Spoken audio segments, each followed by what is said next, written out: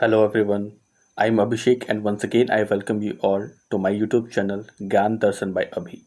तो आज के इस वीडियो में हम लोग बीपीएससी मेन सीरीज़ का शुरुआत करने वाले हैं और इस सीरीज़ का शुरुआत हम लोग करने वाले हैं पटना कलम पेंटिंग से। ठीक है, तो हम लोग अब यहाँ पर जानने की कोशिश करेंगे पटना कलम पेंटिंग जो है वो क्या है, उसकी विशेषता क्या है, किन परिस्थितियों में यह डेवलप हुआ। ठीक है, इन सब चीज़ों को हम यहाँ पर डिटेल में समझने का कोशिश करेंगे। तो यहाँ पर कुछ एग्जांपल्स है पटना कलम पेंटिंग के जो कि हम यहाँ पर देख पा रहे हैं। जैसे कि हमें यहाँ पर पहले इमेज में एक सपेरा दिख रहा है, दूसरे इमेज में एक पानी ले जाता हुआ व्यक्ति दिख रहा है। ठीक है, सिमिलरली नेक्स्ट जो स्लाइड है हमारा, इसमें हमें जो मार्केट है, बाजार है, वहाँ का दृश्य यहाँ पे हमें देखने को मिल रहा है। ठीक है, तो यहाँ पे क्या हो रहा है कि मुख्यतः जो आम जनमानस से जुड़े हुए जो मुद्दे होते थे या फिर जो परिस्थितियाँ होती थी उनके ऊपर ही जो पटना कलम पेंटिंग है वह पूरी तरह से कहीं ना कहीं आश्रित होता था। ठीक है, तो इसका इंट्रोडक्शन हम लोग यहाँ पे देख लेते हैं। तो पटना कलम पेंटिंग जो है उसके जो फाउंडर है वह राधा मोहन बाबू जो है उनको माना जाता है। ठीक है, Patna Kalam painting is also known as companies painting. It existed in Bihar in between 18th and 19th century. The world's first independent painting which deals exclusively with commoner and his lifestyle। ठीक है, तो यहाँ पे कह रहा है कि जो पटना कलम पेंटिंग है वो जिससे कि जो कंपनी पेंटिंग है उस नाम से भी हमें यहाँ जाना जाता है। ठीक है, तो कंपनी पेंटिंग का अर्थ ब्रिटिश से जुड़ा हुआ है, यानी ईस्ट इंडिया कंपनी से जुड़ा हुआ है। ठीक है, यह बिहार में आपका लगभग 18वीं से लेकर 19वीं सदी के बीच में प्रचलन में रहता है। थोड़ा प्रिसाइसली अगर हम लोग देखेंगे तो कह सकते हैं हम लोग इसको 1760 से लेके 1950 तक। ठीक है, वर्ल्ड फर्स्ट इंडिपेंडेंट पेंटिंग था। ठीक है, यानी विश्व का पहला जो है आपका एक इंडिपेंडेंट पेंटिंग का जो कला है यह था। ठीक है, और यह जो कला है मुख्यतः जो आम लोग हैं और उनसे उनका जो जीवन शैली है उससे जुड़ा हुआ था। ठीक है, तो जैसा कि हमने एग्जाम्पल देखा ही पहले भी, पीछे भी, यहाँ पे भी दिख रहा है हमें। तो जो आम जो दिनचर्या होता था उससे जुड़ा हुआ जो पेंटिंग है इसमें मुख्यतः होता था। ठीक है, तो यहाँ पे दिया हुआ इसका जो मेन सब्जेक्ट्स है, विषय क्या क्या था जिससे जुड़े पेंटिंग्स हमें देखने को मिलते हैं। तो लोकल फेस्टिवल्स यानी जो लोकल त्यौहार है, सेरेमनी है, कोई शादी ब्याह हो गया ऐसे। ठीक है, बाजार का सीन है, लोकल जो राजा है उनके दरबार का कुछ दृश्य है, एवं घरेलू कामकाज का जो दृश्य है वह भी इसमें दिखाया गया है। ठीक है, इसका जो मेन सेंटर है बिहार में वह आरा, दानापुर और पटना के आसपास में हमें देखने को मिलता है, तब जब वो डेवलप हो चुका होता है। ठीक है, पूरी तरह डेवलप होने से पहले तो यह देश के अनेक हिस्सों में यह फैलता है, लेकिन जब पूर्णतः पटना कलम जो शैली है, इसमें जो एक यूनिक जो आर्ट फॉर्म है उसमें जब ये डेवलप होता है तो उस वक्त ये मुख्यतः आरा, दानापुर और पटना के क्षेत्र में प्रचलन में होता है। ठीक है, तो अब हम इसका एक ओरिजिन या उत्पत्ति जो उसे देख लेते हैं। तो इसका जो उत्पत्ति है वह हमें कहीं ना कहीं जो मुगल काल है उस समय से देखने को मिलता है। तो जब अकबर जो है उनके दरबार में नौहर और मनोहर जो दो एक चित्रकार थे उनके कोर्ट में, उनके द्वारा कहीं ना कहीं जो आपका मुगल पेंटिंग है उसका शुरुआत किया जाता है। ठीक है, और हम जानते हैं कि मुगल पेंटिंग ही आगे चल के मुगल और ब्रिटिश पेंटिंग का जो मिक्सचर होता है वह कहीं ना कहीं एक ये पटना कलम हो रहता है। ठीक है, तो यहाँ पे हम देखते हैं कि जब अकबर होता है उसके समय इसका शुरुआत होता है, और जब अकबर के बाद जब शाहजहां जब शासन में होते हैं तो उस वक्त यह सबसे अधिक फलता फूलता है वहाँ पर जो पेंटिंग कला है। ठीक है, लेकिन शाहजहां के बाद जब औरंगजेब जब शासन में आते हैं तो उन्हें किसी तरीके का कला में कोई रुचि नहीं होता है। तो इससे क्या होता है कि वहाँ के जो चित्रकार होते हैं वह पलायन होने को मजबूर होते हैं। ठीक है, तो वह पलायन करके कुछ लोग जयपुर की साइड चले जाते हैं, कुछ लोग बनारस जाते हैं, मथुरा जाते हैं, और उसी में से एक ग्रुप जो है वह पलायन कर कर वो लोग यानी माइग्रेट करके वो लोग बंगाल मुर्शिदाबाद में जाते हैं। ठीक है, तो मुर्शिदाबाद में जो मीर जाफ़र है उस वक्त वहाँ का नवाब रहता है, और वह जो है काफ़ी इंटरेस्ट शो करता है आपका पेंटिंग्स में। तो इस कारण वहाँ पे भी जो है पेंटिंग जो है काफ़ी फ्लरिश होता है। ठीक है, आज तो जो पटना कलम जो शैली है वह कहीं ना कहीं उसका जो शुरुआती जो दौर है आपका वह आपका मुर्शिदाबाद में देखने को मिलता है हमें, ठीक है। लेकिन जब मीर जाफ़र जब गद्दी से हटते और उनके बाद जब उनका बेटा जब गद्दी संभालता है तो उसे किसी प्रकार का इंटरेस्ट अगेन जैसे औरंगजेब को उधर नहीं था, उसी प्रकार यहाँ पर उसके मीर जाफ़र के जो बेटे होते हैं उन्हें भी किसी प्रकार का इंटरेस्ट पेंटिंग में नहीं होता है। तो इस कारण क्या होता है कि वहाँ पर उन्हें फिर से पलायन करना पड़ता है और इस पर वो पलायन करके वो लोग पटना की ओर आते हैं, ठीक है। तो जब ये पटना आते हैं लगभग 18th सेंचुरी के आसपास में, ठीक है, ये लोग वहाँ से छोड़ के पटना आ जाते हैं, ठीक है।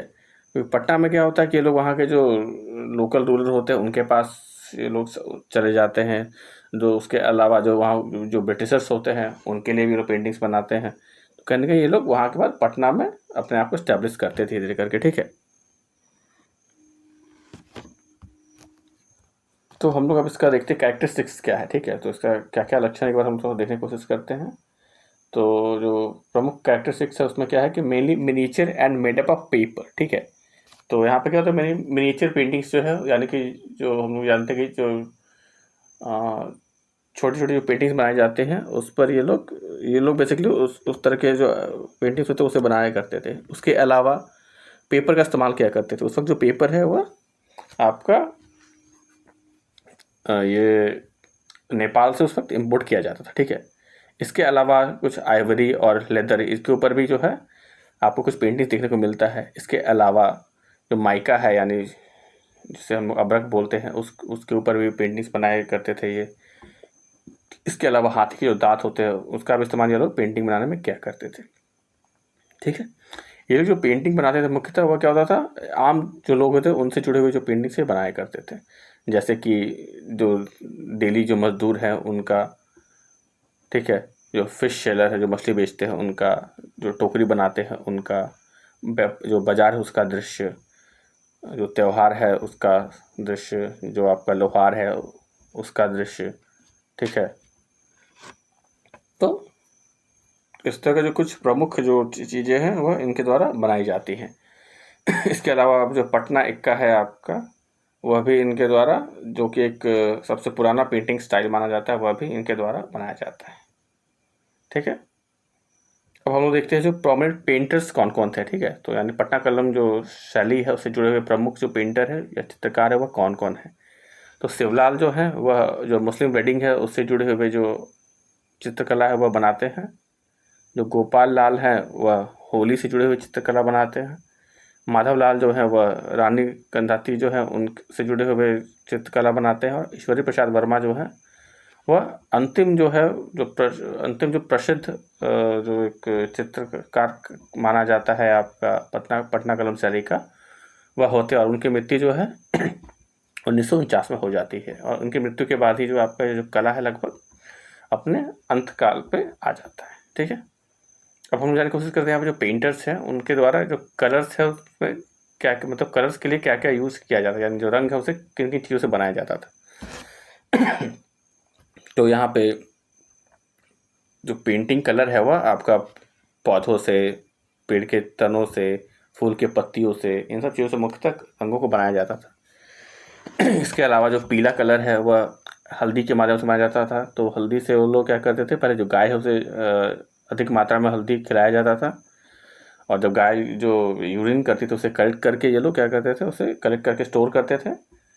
तो क्या होता था जो यूरिन का कलर है वह काफ़ी येलोइश हो जाता था और उससे फिर ये लोग as a yellow colour use किया करते थे। उसके बाद हरा कलर, तो हरा रंग के लिए ये लोग क्या करते थे, जो सीम है उसके पत्तियों का इस्तेमाल करते थे। ब्लैक कलर के लिए ये लोग जो लैम्प जो काजल जो बोलते हैं हम लोग, तो जो दिया का जो कालापन जो जमा होता है, काली जो जमा होता है उसे जमा कर ये लोग काले रंग की तरह इस्तेमाल करते थे। रेड के लिए ये लोग, लाल रंग के लिए ये लोग जो कुसुम का पौधा आता है, कुसुम का जो फूल आता है उसका इस्तेमाल किया करते थे। ब्लू के लिए ये लोग इंडिगो यानी नील का इस्तेमाल किया करते थे। और जो ब्रश होता था, ब्रश जो था मुख्यतः ये लोग जो गिलहरी होती थी उसके बाल से ये लोग ब्रश बनाया करते थे और उसमें जो चिड़िया का पंख होता है उसका इस्तेमाल ये लोग किया करते थे, उसे कहीं ना कहीं गूंथने के लिए या बनाने के लिए, ठीक है। इसका जो कुछ यूनिक फीचर्स क्या क्या है, तो इसमें क्या होता था कि ये लोग जो लैंडस्केप में और फोरग्राउंड या बैकग्राउंड में ये लोग पेंटिंग नहीं किया करते थे। इनका जो फोकस होता था मेनली सब्जेक्ट्स पे होता था, यानी कि ये लोग जो पेंटिंग बनाते थे वह कहीं ना कहीं उसमें कोई अट्रैक्टिव बैकग्राउंड नहीं होता था, क्योंकि इनका जो मेन इंटेंशन था वो जो सब्जेक्ट है, ठीक है, यानी जो मेन जो विषय है जिसका ये लोग चित्रकारी कर रहे हैं, फोकस सारा उस पर रखना चाहते थे, अटेंशन सारा उस पर रखना चाहते थे, और बैकग्राउंड में कुछ भी अट्रैक्टिव चीज़ ये लोग नहीं रखा करते थे, ठीक है। इसके अलावा क्या होता था, जो पेंटिंग है यहाँ पे इसमें किसी प्रकार का बॉर्डर नहीं होता था, और जो बैकग्राउंड है इनके चित्र का वह भी प्लेन हुआ करता था, ठीक है। इसके अलावा हमने मटेरियल जो मेन यूज़ करते थे पेंटिंग के लिए, तो हमने पहले भी डिस्कस किया था कि पेपर का इस्तेमाल करते थे जो कि आपका नेपाल से आता था। माइका का इस्तेमाल करते थे, यानी अबरक जिसे बोलते हैं। हाथी का जो दांत होता है उसका भी इस्तेमाल किया करते थे। इवन छोटे छोटे हाथी के दांत के जो टुकड़े होते हैं उस पर ये लोग पेंटिंग किया करते थे, जिससे कि वेटिसस के द्वारा ब्रोच के रूप में इस्तेमाल किया जाता था, ठीक है।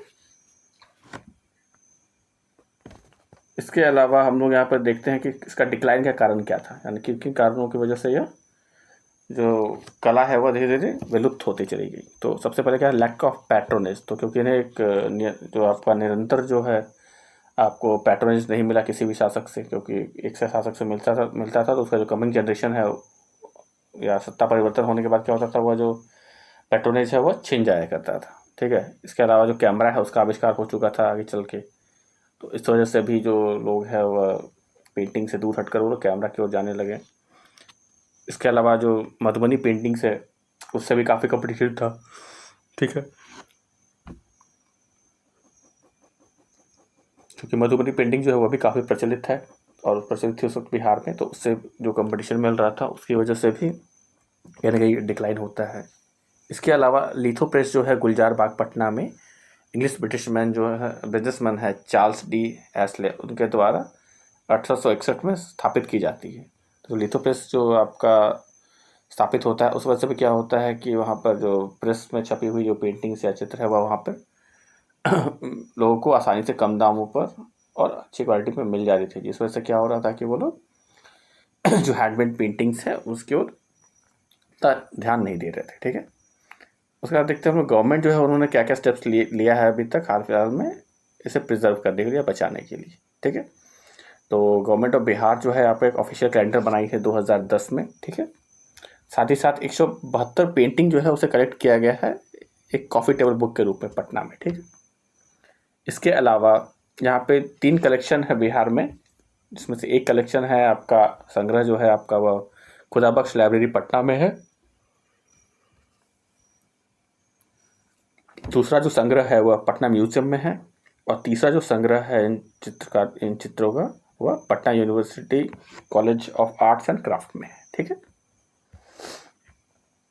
तो यहाँ पे हमारा ये जो पटना कलम शैली है वह यहाँ पे समाप्त होता है। तो अगर आपको यह वीडियो यूज़फुल लगता है तो आप इसे लाइक कर सकते हैं। आपका जो फीडबैक है या ओपिनियन है या फिर अगर किसी स्पेसिफिक टॉपिक पे आप वीडियो चाहते हैं तो आप वो कमेंट में मेंशन कर सकते हैं। वीडियो अगर आपको यूज़फुल लगा तो आप इसे शेयर कर सकते हैं वैसे स्टूडेंट्स हैं जो कि बीपीएससी मेंस का प्रिपरेशन कर रहे हैं। और अगर आपको वीडियो अच्छा लगा तो please do like my YouTube videos and subscribe my YouTube channel Gyan Darshan bye अभी। Thank you. Thanks for watching my YouTube video. Hello everyone, I'm Abhishek and once again I welcome you all to my YouTube channel ज्ञान दर्शन by अभी। तो आज के इस video में हम लोग डिस्कस करने वाले हैं मॉडर्न आर्ट एंड आर्किटेक्चर, जो कि बीपीएससी मेंस के लिए यूज़फुल रहने वाला है, ठीक है। तो हम लोग इसका इंट्रोडक्शन देखते हैं। तो इंट्रोडक्शन पार्ट में हम लोग यहाँ पर देख सकते हैं कि the prosperous socio-political and economic condition of modern empire led to the development of ancient Indian art form, ठीक है। यानी कि जो एक समृद्ध सामाजिक, आर्थिक और राजनीतिक परिस्थितियाँ जो मौर्य साम्राज्य की थी उसने क्या किया, एक महत्वपूर्ण योगदान दिया अपना एक भारतीय प्राचीन कला को कहीं ना कहीं स्थापित करने में, ठीक है। क्योंकि जहाँ पे समाज हमारा डेवलप्ड होगा, आर्थिक रूप से सशक्त होगा, वहाँ पर क्या होगा, उनके पास जो और भी क्षेत्र हैं उनके बारे में सोचने के लिए पर्याप्त समय और संसाधन रहेंगे, ठीक है। तो कहीं ना कहीं मौर्य साम्राज्य की जो एक समृद्धि थी उसने अपना महत्वपूर्ण योगदान दिया है जो मौर्य कला है उसकी स्थापना में, ठीक है। तो अब हम लोग देखते हैं इसका जो क्लासिफिकेशन है वो कैसे करेंगे हम लोग। तो classification of modern art and architecture, ठीक है। तो इसका जो क्लासिफिकेशन है वो हम 2 पार्ट में कर सकते हैं, ठीक है। एक होगा स्टेट आर्ट और दूसरा होगा पॉपुलर आर्ट। तो स्टेट आर्ट में क्या क्या चीज़ें आ जाएंगी, यहाँ पे पैलेसेस आ जाएंगे, यानी कि महल हो जाएंगे, पिलर्स है, स्तंभ, स्तूपा है, इसके अलावा केव्स यानी गुफाएं हो जाएंगी, उसमें चैत्या भी है, बिहारा भी है, ठीक है। इसके अलावा पंच मार्क कॉइन्स है और साथ ही साथ जो लेक्स बनाए गए, ठीक है, वो भी। तो ये सब जो क्या होंगे वह आपके राजकीय जो कला है उसके अंदर आएंगे, ठीक है। इसके अलावा जो पॉपुलर आर्ट या जन कला जो है आपका, उसके अंदर आएंगे स्कल्पचर्स, पॉटरीज एंड टेराकोटा, ठीक है। तो अब हम लोग इस पेंटिंग से जुड़े हुए जो इसके जो साइलेंट फीचर्स या फिर जो महत्वपूर्ण जो फीचर्स हैं उसे हम लोग यहाँ पर डिस्कस करेंगे, ठीक है, एक एक करके। तो स्टार्ट करेंगे हम लोग पैलेसेस से, ठीक है। तो पैलेसेस क्या होता है, जो चंद्रगुप्त मौर्य का जो पाटलिपुत्रा में महल है, ठीक है, जिसके अवशेष मिले हैं, तो वह कहीं ना कहीं एक काफ़ी एक मार्वेलस एग्जाम्पल है आपका एक अच्छा पैलेस आर्ट का, ठीक है। यह जो पैलेस है आपका वह पत्थर और बेसिकली पत्थर और जो लकड़ी है उससे बना हुआ है, ठीक है। और यहाँ पे क्या है कि बेसिकली इसमें यह जो महल है आपके, महल का अवशेष जो वहाँ पटना में पाटलिपुत्रा में मिला है, उसमें क्या है कि मुख्यतः आपको एक 80 पिलर का एक हॉल जो है उसके अवशेष वहाँ पे प्राप्त हुए, ठीक है। और यह जो 80 पिलर का जो ये हॉल है, इसे कहने की जो मैगस्थनीज है उसके द्वारा एक कहीं ना कहीं एक जो मानव जो सभ्यता है उसका एक महत्व जो क्या बोला जाए उसे एक प्रमुख जो आविष्कार है उस रूप में से कहा गया है, ठीक है। तो मैगस्थनीज जो कहा है उसे कहा है कि great creation of Mankind by, ठीक है, इसके ग्रेटेस्ट क्रिएशन ऑफ मैनकाइंड। तो ये मैगस्थनीज के द्वारा कहा गया है जो चंद्रगुप्त मौर्य का जो पैलेस पाटलिपुत्रा में है उसके बारे में, ठीक है। फिर अगला जो हम लोग देखेंगे वह है पिलर्स, ठीक है। जो सेकेंड जो टॉप आपका स्टेट आर्ट है पिलर, उसके बारे में हम लोग यहाँ पे देखेंगे। तो यहाँ पे क्या होता है कि मोनोलिथिक पिलर्स मिलता है हमें अशोक का देखने को, ठीक है, यानी कि सिंगल एक ही पत्थर से बना हुआ जो पिलर है वो हमें देखने को मिलता है अशोक से जुड़े हुए, ठीक है। तो और यह जो पिलर है आपका मुख्यतः यह जो स्तंभ है वह चुनार जो सैंडस्टोन है उससे बना हुआ था, इसमें से काट कर इसके अंदर नक्काशी करके और इसे पॉलिश करके इसे बनाया गया था, ठीक है। यह जो स्तंभ है आपका वह धार्मिक और प्रशासनिक दोनों रूप से इसका महत्व है, ठीक है। और इसका जो बेस्ट एग्जाम्पल है वह अशोक का सारनाथ पिलर है, ठीक है, जिससे कि हमें बेसिकली भारत का जो राष्ट्रीय चिन्ह है उसके रूप में भी इसे कहीं ना कहीं अडॉप्ट किया गया है, ठीक है। अगला जो हमारा कैटेगरी है वह स्तूपा। तो स्तूपा क्या होता है, बेसिकली एक सॉलिड डोम है जो कि आपका ईटा और पत्थर से बना हुआ है, ठीक है, ईट और पत्थरों से बना हुआ है बेसिकली। और यह जो कला है वह बुद्धिज्म से प्रेरित है। इसमें क्या होता है कि एक सेमी ओवल शेप का यानी कि अंडे से मिलता जुलता आकार का एक संरचना है, जिसमें कि ऊपर आगे में एक तोरण गेट होता है, उसके ऊपर में प्रदक्षिणा पथ होता है, सबसे जो आपका जो गुम्बद है उसके ऊपर में यहाँ पे मेथी होता है, फिर यस्ती होता है और चैत्रा होता है, ठीक है। तो अशोक जो है आपका ऐसा माना जाता है जो सम्राट अशोक है उनके द्वारा लगभग 84,000 जो स्तूपा है उसका निर्माण कराया गया था, ठीक है। और सांची और जो सारनाथ का स्तूपा है वह उनमें से ही प्रमुख स्तूपा में से एक है, ठीक है। अगला जो कैटेगरी है हमारा वह है फोर्थ पे क्या है हमारा केव्स है। तो केव्स में क्या होता है कि ये जो केव्स में मेनली आपका जो भी आपके मॉन्क्स होते हैं, ठीक है, चाहे वो जैन धर्म से जुड़े हुए, बौद्ध धर्म से जुड़े हुए या फिर आजीविका सेक्टर से जुड़े हुए, तो उससे जुड़े हुए जो भी मॉन्क होते थे उनके रहने के लिए जो जिस गुफा का इस्तेमाल किया जाता था उसे बिहारा जो है वो कहा जाता था, ठीक है। इसके अलावा चैत्य जो है वह वैसा स्थान था जहाँ पे जो भिक्षु हैं वो प्रार्थना किया करते, ठीक है। तो जो केव्स है आपका उसका एग्जाम्पल है बाराबर केव्स ऑफ गया, ठीक है, सतगरवा जो है आपका केव्स है, और नागार्जुनी जो केव्स है जहानाबाद का, यह सब जो केव्स है आपका यह कहीं ना कहीं एक बिहार का जो एक एग्जाम्पल है, ठीक है। तो नेक्स्ट पेज में हम लोग देखने वाले हैं popular art and relationship with Buddhism, ठीक है। तो तो पहले हमने स्टेट आर्ट देखा, अभी हम लोग यहाँ पे पॉपुलर आर्ट देखेंगे। उससे पहले हम लोग यहाँ ऊपर में देख सकते हैं कि हम लोग अपने आंसर राइटिंग में इस तरीके से जो भी मान लीजिए हम लोग टॉपिक डिस्कस करें उसका एक छोटा सा डायग्राम बनाते हैं तो काफ़ी यूज़फुल रहने वाला है। जैसे कि हमने यहाँ पे मॉडर्न जो पिलर है उसका हमने यहाँ पे डायग्राम बनाया, तो एक रफली उसका एक स्ट्रक्चर से ड्रॉ कर दिया है, और जो इसके इंपॉर्टेंट पार्ट्स है उसे हमने यहाँ पे हाईलाइट किया है। तो इससे क्या होगा कि जो एग्जामिनर है उसके लिए चीज़ों को समझ पाना थोड़ा सा आसान होगा, तो आपके लिए वह करिए हेल्पफुल रहने वाला है मार्क्स स्कोर करने में। ठीक है, सिमिलरली यहाँ पे सांची स्तूप है, उसका भी एक रफली स्ट्रक्चर ड्रॉ किया हुआ है। ठीक है, तो हमें इन सब चीज़ों को भी एग्जाम में ट्राई करना है। ठीक है, नेक्स्ट जो हमारा कैटेगरी है पॉपुलर आर्ट। ठीक है, तो पॉपुलर आर्ट में हम लोग क्या क्या चीज़ देखते हैं, तो पहला होगा स्कल्पचर, सेकेंड होगा टेराकोटा एंड थर्ड होगा पॉटरीज। तो स्कल्पचर्स में क्या होता है हमें देखने को मिलता है बेसिकली हिंदू, जैन और बौद्ध तीनों धर्म से जुड़े हुए जो स्कल्पचर्स है वो हमें देखने को मिलते हैं मॉडर्न आर्ट में। ठीक है, तो उसका जो एक प्रसिद्ध आपका जो स्कल्पचर है वह है यक्ष और यक्षिणी। ठीक है, जो कि आपका वैश्यनगर दीदारगंज पटना जो है वहाँ से प्राप्त हुआ है। ठीक है,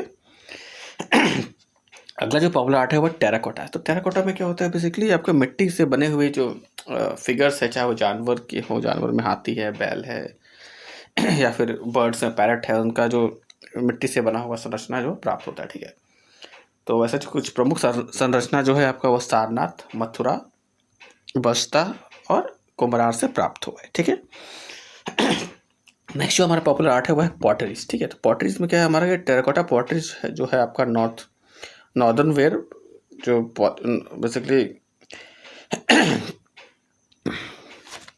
नॉर्दर्न ब्लैक पॉलिश वेयर जो आपका पॉटरी है वह कहीं ना कहीं उस वक्त प्रचलन में था, और उसमें क्या होता था कि आपको एक अच्छे फिनिश पॉलिश किया हुआ एक चमकीला जो है चमकदार जो उसका जो सतह हुआ रहता था। ठीक है, और ऐसे जो मिट्टी के जो पॉलिश की हुई जो पॉटरीज है वह हमें कौसाम्बी और पाटलिपुत्र से प्राप्त होती। ठीक है, अब हम लोग यहाँ पे देखने की कोशिश करेंगे रिलेशनशिप विद बुद्धिज्म। ठीक है, तो यहाँ पे जो अशोक है, आप हम जानते हैं कि अशोक ने बुद्धिज्म को अपना लिया था। ठीक है, अशोक के द्वारा कलिंग युद्ध के बाद बौद्ध धर्म को अपनाया गया था। ठीक है, उपगुप्त के द्वारा उनसे कहने की दीक्षा जो प्राप्त की गई थी। तो यहाँ पे क्या होता है कि अशोक जो है वहाँ पे कहने कहीं मौर्य साम्राज्य जो है वह बुद्धिज्म को एक स्टेट पैटर्नेज देता है। ठीक है, साथ साथ क्या होता है यहाँ पे जो पिलर है, स्तूपा है, चैत्य और विहार है, ये सब अशोक के द्वारा बनाए जाते हैं जो कि बौद्ध धर्म से प्रेरित थे। ठीक है, इसके अलावा जो अशोक से जुड़े हुए जो भी पिलर है उस पर उसके ऊपर हमें कमल देखने को मिलता है, चाहे मोटिव्स में जो अलग जानवर के जो वहाँ पे पुतले बने हुए हैं उसमें हमें मूर्तियाँ जो बनी हैं उसमें हमें जैसे कि बैल है या फिर लायन है, तो बुल है, तो इन सब चीज़ों का कहीं ना कहीं हमें देखने को मिलता है जो कि बौद्ध धर्म से जुड़े हुए हैं चिन्ह है। ठीक है, इसके अलावा क्या होता है कि जो नागार्जुनी और बराबर केव्स है, ठीक है, उसके अंदर भी काफ़ी बारीकी से नक्काशी, बेसिकली आपका उसे क्या कहेंगे हम, नक्काशी कह सकते हैं या फिर कार्विंग जो होता है, कार्विंग करके उस पर अलग तरह की जो इंस्क्रिप्शन है या फिर चित्रकला है वह बनाई गई है इन सब गुफाओं में भी। ठीक है, वह भी बौद्ध धर्म से ही जुड़े हैं मुख्यतः। कुछ जो गुफा है वह आजीविका सेक्ट से है, बाकी सब जो जनरली बौद्ध धर्म से जुड़े हुए ही हैं। ठीक है, इसके अलावा यहाँ पे क्या होता है कि जो पिलर है उसके ऊपर जो भी आपका मैसेज इंस्क्राइब किया हुआ है, ठीक है, वह सब जो मैसेज है आपका कहीं ना कहीं वह भी बौद्ध धर्म से जुड़ा हुआ है। जैसे कि अहिंसा हो गया, जानवरों की जो बलि है उस पर रोक लगाना, थम घोष, इन सब चीज़ों का जो आपका वर्णन है किया गया है वह भी आपका कहीं ना कहीं जो है बौद्ध धर्म से जुड़ा हुआ ही है। ठीक है, इसके अलावा जो यक्ष और यक्षिणी की मूर्ति जो मिली है या फिर यक्ष और यक्षिणी की जो मूर्ति उस वक्त जो है वहाँ पे प्रचलन में थी बनाने की, तो वह भी एक तरह का जो फोक आर्ट है आपका वह भी बुद्धिज्म से ही जुड़ा हुआ है। ठीक है, अब हम लोग देखेंगे यहाँ पे basically foreign influence on modern art. ठीक है, तो foreign influence on modern art में हम लोग देखेंगे पहले कि बेसिकली क्या क्या जो चीज़ें हैं वह कही गई हैं मॉडर्न आर्ट के बारे में। ठीक है, या फिर क्या क्या उनके ऊपर एलिगेशन से ब्लेम लगाया गया है कि वो नेटिव आर्ट ना होकर एक फॉरेन आर्ट से इन्फ्लुएंस्ड आर्ट है। ठीक है, तो यहाँ पे जो वेस्टर्न स्कॉलर्स है जैसे कि जॉन मार्शल है या फिर और भी जो स्कॉलर्स है उनके द्वारा ऐसा कहा गया है कि जो इंडियन जो आपको मॉडर्न आर्ट है वो कहीं न कहीं ईरानियन आर्ट से इन्फ्लुएंस है, क्योंकि यहाँ पे जो पिलर के ऊपर जो पॉलिशिंग का जो आपका स्टाइल है, या फिर जो बेल शेप है आपका पिलर का, या फिर एनिमल का जो फिगर बनाया जा रहा है, आप दर्शाया गया है आपका पिलर के ऊपर में, यह सब जो कला है वो पहले से ईरान में मौजूद थी, कहीं ऐसा जो फॉरेन आपके स्कॉलर्स हैं इनका मानना है। ठीक है, इसके अलावा मॉडर्न स्कल्पचर्स है, स्पेशली यक्ष और यक्षिणी है, वह भी जो ग्रीक से जुड़े हुए हॉलिस्टियन आर्ट है उससे प्रेरित है कहीं न कहीं, ऐसा इनका कहना था। ठीक है, इसके अलावा अगला जो पॉइंट उसमें कहा गया कि जो चंद्रगुप्त मौर्य का पैलेस जो कि पटना में मिला था, अवशेष मिले जिसके, वह कहीं कि जो पर्शिया में आपका पैलेस था उससे प्रेरित है कहीं ना कहीं। ठीक है, इसके अलावा जो गौतम बुद्ध का जो मस्कुलर स्टैचू मिला है जिसमें घुंघराले बाल दिखाए गए हैं, वह भी कहीं ना कहीं जो ग्रीक जो भगवान थे अपोलो, ग्रीक गॉड, उनसे प्रेरित है कहीं ना कहीं। ठीक है, इसके अलावा अगला जो पॉइंट है वह है अशोका का जो इंस्क्रिप्शन है ग्रीक और रोमैनिक लैंग्वेज में है, वह भी कहीं ना कहीं इस बात को दर्शाता है कि जो भारतीय जो मॉडर्न कला है वह कहीं ना कहीं जो ग्रीक या फिर दूसरे जो पर्शियन आर्ट है उससे कहीं ना कहीं प्रेरित है कहीं ना कहीं। ठीक है, इसके अलावा अगला जो पॉइंट है यहाँ पे वह है कि जैसे कि यहाँ पे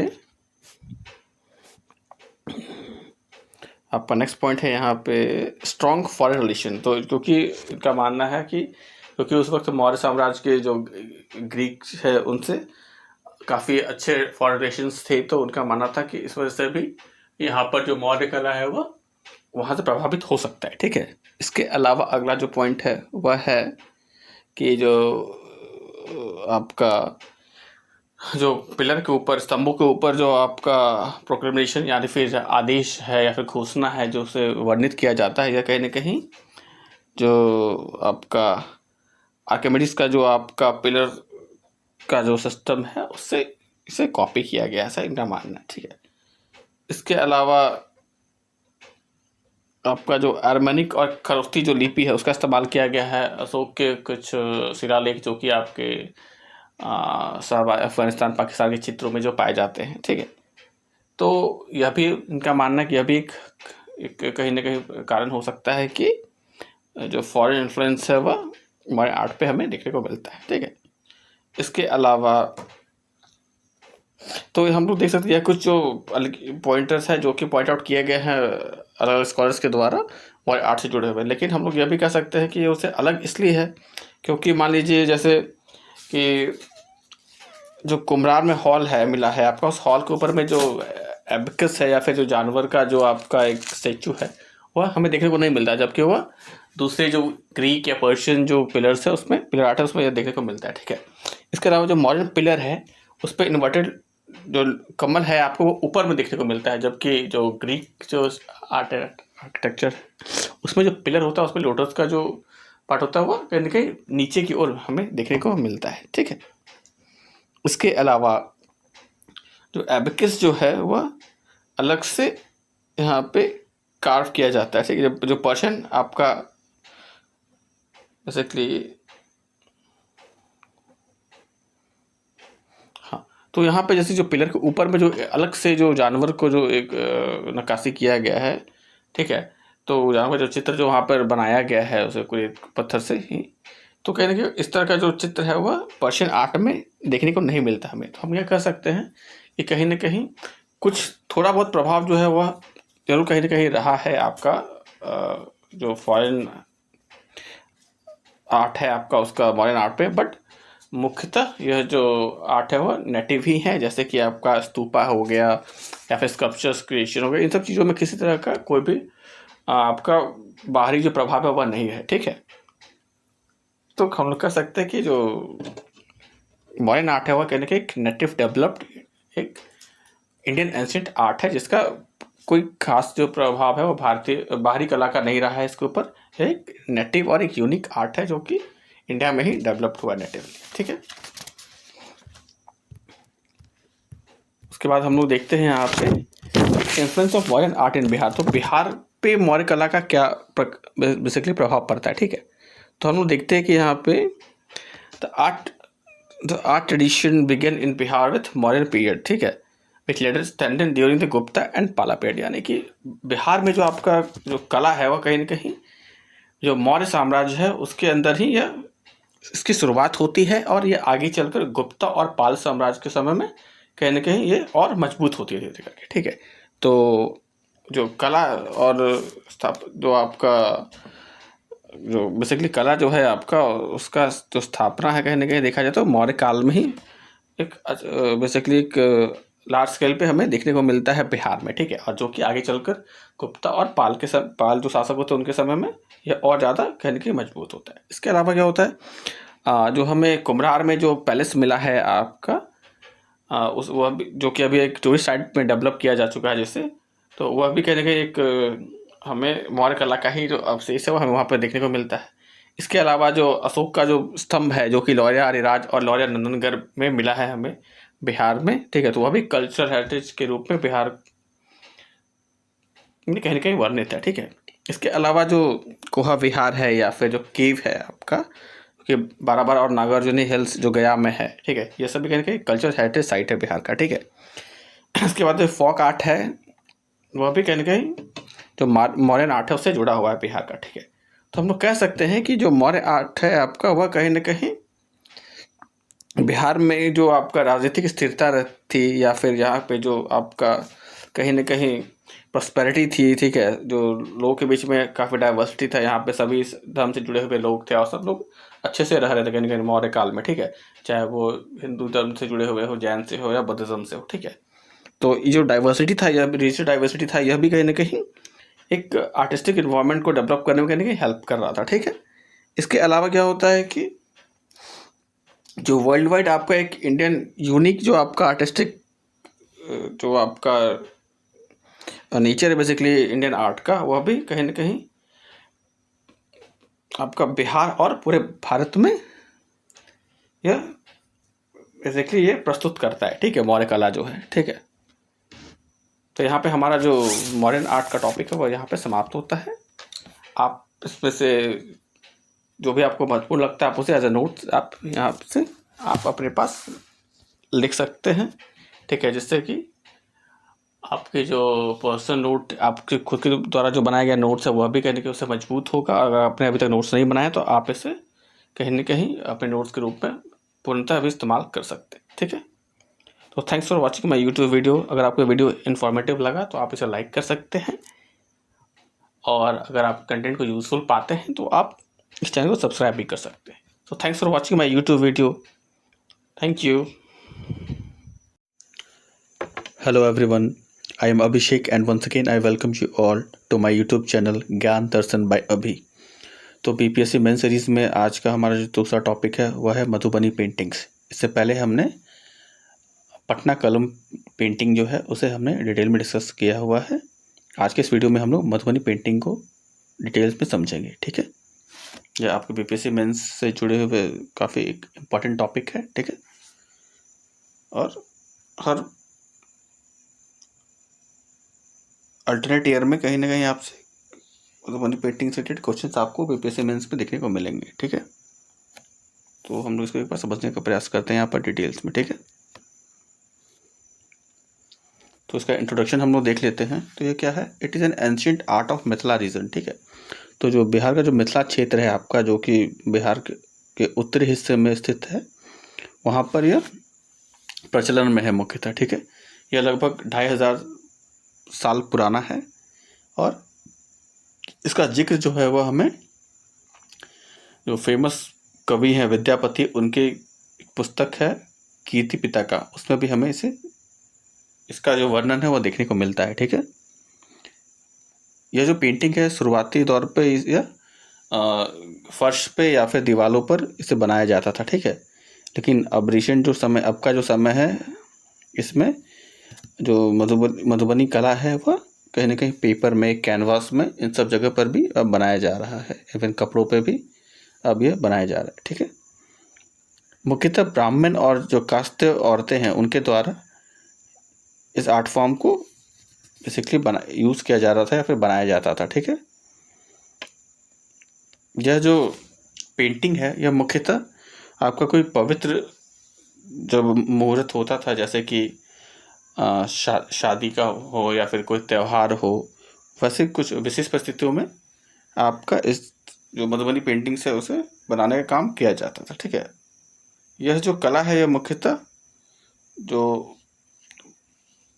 महिला आर्टिस्ट हैं या महिला कलाकार है उनके द्वारा ही मुख्यतः ये डोमिनेटेड था। ठीक है, सब मेंस आर्टिस्ट जो है वो काफ़ी कम संख्या में है। इसका हम थोड़ा हिस्ट्री देख लेते हैं। तो एंसेंट हिस्ट्री के हिसाब से अगर देखें तो यहाँ पे क्या होता है कि जब भगवान राम और सीता माँ का जब शादी जो है वो होता है, तो उस वक्त उनके फादर जो जनक होते हैं उनके द्वारा कुछ कलाकारों को जो मुरल्स है उसे पेंट करने के लिए बुलाया जाता है उनकी शादी का। ठीक है, तो उस समय से ही आपका ये जो ट्रेडिशन है वह कहीं ना कहीं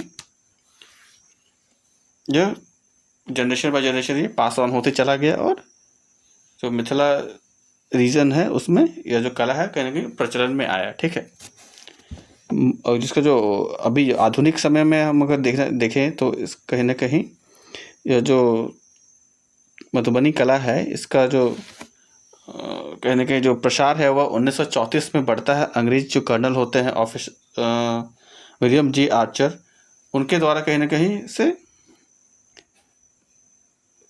बेसिकली इसका खोज, इससे बिहार के जो भूकंप बिहार में एक बार भूकंप आता है, और उस भूकंप का जब जायजा करने के लिए जो आर्चर हैं वह जाते हैं, तो उनके द्वारा वहाँ की जो दीवार है उनके ऊपर इन पेंटिंग को देखा जाता है, और ऑब्जर्व करने के बाद वह जो है इस पेंटिंग को कहीं ना कहीं बिहार से निकालकर और देश के दूसरे क्षेत्र में और एवं दुनिया भर में फैलाने का काम जो है वह करते हैं कहीं ना कहीं। ठीक है, 1960 में क्या होता है कि आपका जो एक पैम्पलेट बनता है। ठीक है, और उसमें क्या होता है, जो हस्तकला जो है आपका उसका एक बोर्ड बनाया जाता है, और कहीं ना कहीं जो वुमेन जो आर्टिस्ट है मधुबनी पेंटिंग की, उन्हें कहीं ना कहीं उन्हें प्रेरित किया जाता है कि आप जो मधुबनी पेंटिंग्स है उन्हें आप पेपर में बनाएं और एक आय का जो साधन के रूप में इसे डेवलप करें। ठीक है,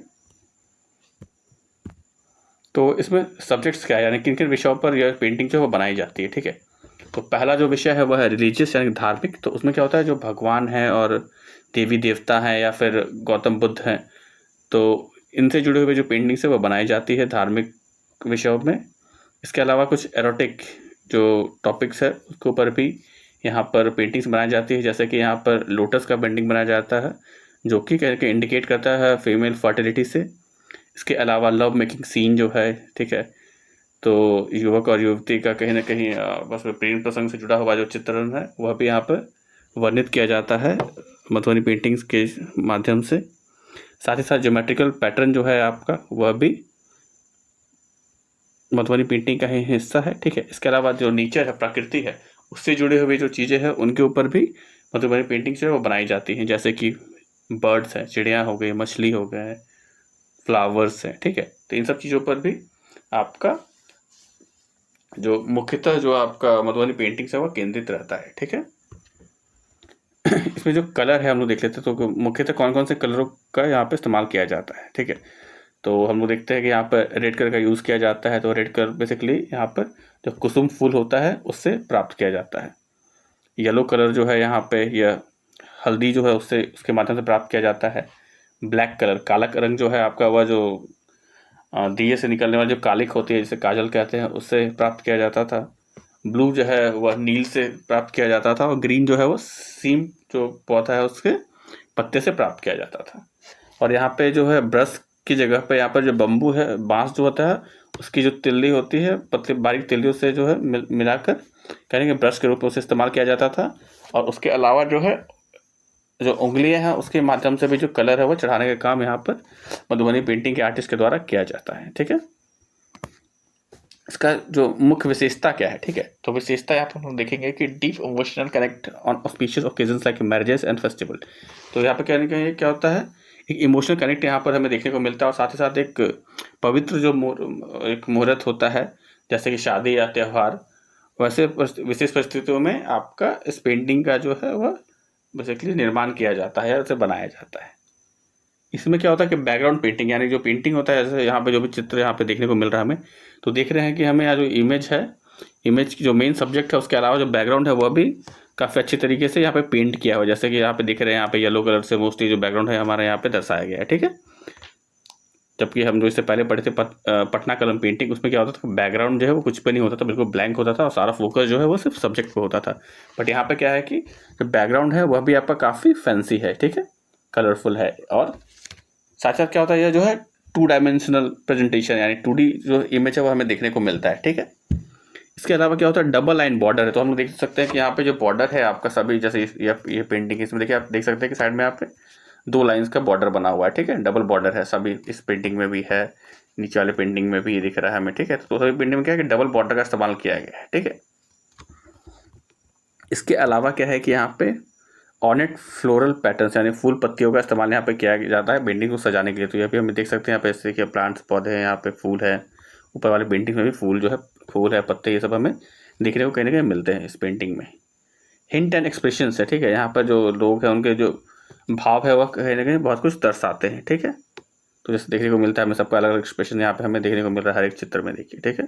इस नीचे वाली पेंटिंग में ये हमारा ये रामायण से जुड़ा हुआ पेंटिंग है, राम भगवान है, सीता माँ है, लक्ष्मण है, लक्ष्मण जी है, इन सब का दृश्य जो इसमें वर्णित किया गया है, ठीक है। इसके अलावा क्या होता है, बोल्ड यूज ऑफ कलर्स, ठीक है, काफ़ी शार्प कलर जो है यहाँ पे यूज़ किया, देखिए काफ़ी सारे, काफ़ी कलरफुल दिख रहा है पेंटिंग, ठीक है। ऐसा नहीं कि कोई एक कलर में हो या फिर एक या 2-3 कलर में, ऐसा नहीं, बल्कि मल्टीपल कलर्स का यूज़ किया जाता था ताकि जो पेंटिंग है आपका वह काफ़ी अट्रैक्टिव दिखे।